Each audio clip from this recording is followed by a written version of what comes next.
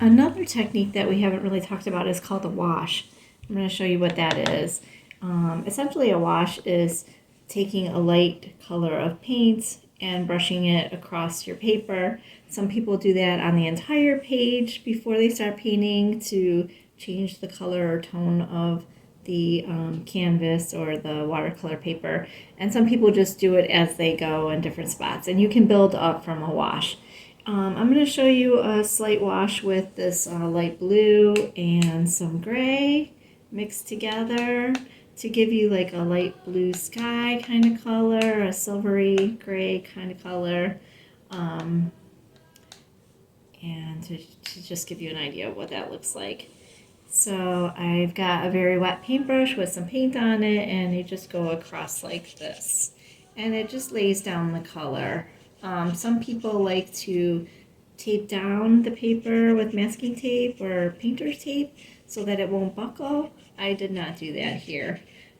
So you could go over the entire page, or you can just go around whatever it is that you're painting with your wash. And it essentially just takes the whiteness, the white pigment of the paper, and dulls it down with a simple color so that you have a basic point to begin with.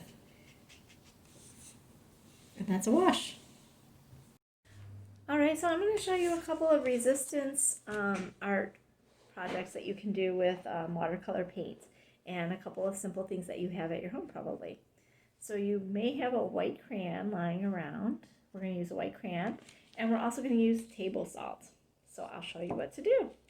So I've got another leaf drawing here, and the wax crayon resists taking on the watercolor paint. So you'll see the wax crayon come through the paint even when we paint on top of it.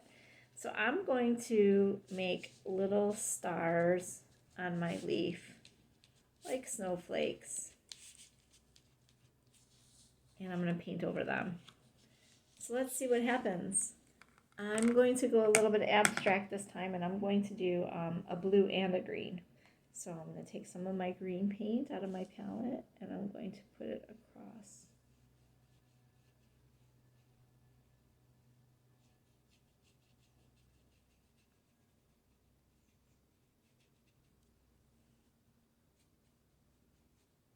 I'm just picking up the blue, not really rinsing out my brush, it's okay. Well, I'm going to pick up a little bit more water to push the blue around on the paper, and you can see the snowflakes are coming through. The crayon is resisting taking on the paint.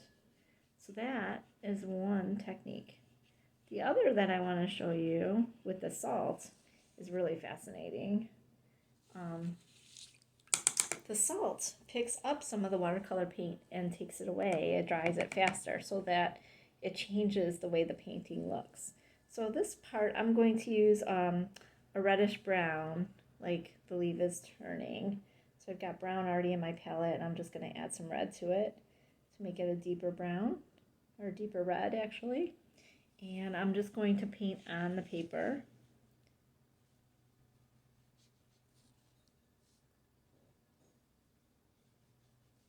I'm just going to pick up the green and the blue. It's going to go through it, I think, in a minute. As soon as I get close to those two colors, it will start to move in. Especially since the red is a little bit more watery than the blue.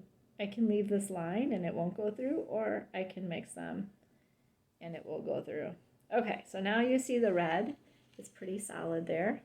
I take the salt and I just shake it or drop it with my hands onto the paint, and it forms these little dots. Now at this point you have to wait for the salt to dry. You can't just wipe it off or you'll wipe the paint across your paper. So it just has to dry there on the paint. When the watercolor is all dried off, I'll brush it off, and it will leave little spots there.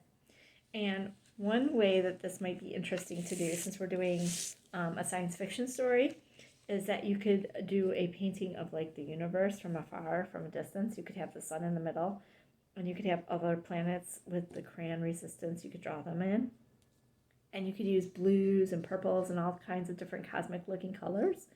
And then you can drop the salt in too and see what happens, make something really beautiful. So that is 2 different resistance techniques. One is the wax crayon and the other is the salt. And I will show you what the salt looks like after it's dried. So the salt has finally dried. One thing to know about watercolor, it's hard to tell sometimes when things are dry. But if you gently touch it and it feels like the temperature of the rest of the paper, the temperature seems similar to the rest of the paper, then it's dry.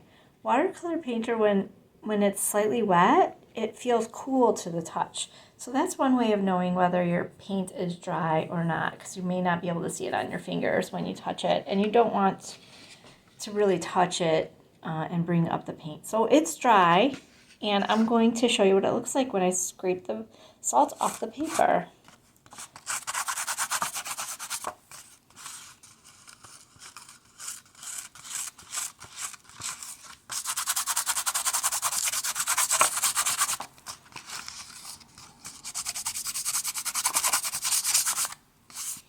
So you can see there are little dots on the paper where the salt was. Little pieces of white that peek through. So it kind of gives it a pockmarked look. So that can be fun to do depending on the type of painting that you're doing. And again, here is the crayon coming through the greens and the blues.